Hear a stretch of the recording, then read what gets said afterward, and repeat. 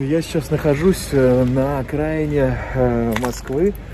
Это такая промзона. Вот здесь выглядит все просто как в 90-е. Знаете, вот разбитые окна, какие-то закрытые двери, бывшие какие-то ангары.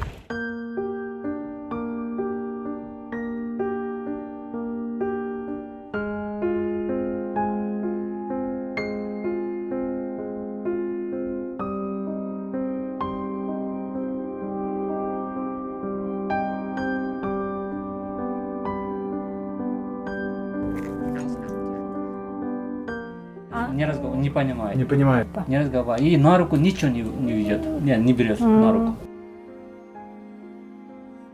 Ни игрушки, ни ложку, ничего. Ну, сама не может кушать.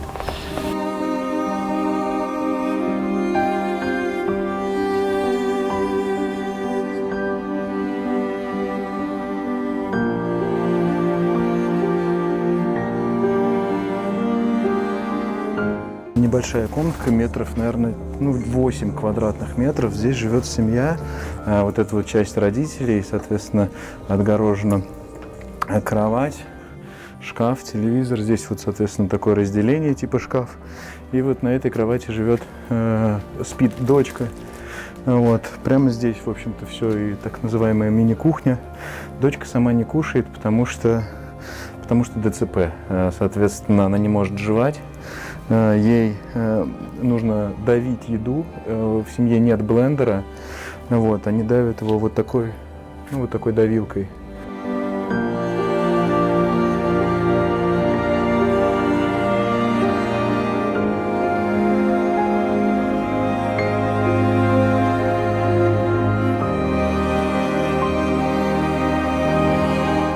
У нее левая сторона не работает, только правая рука, да. Вот видите, и левая нога коротковатая.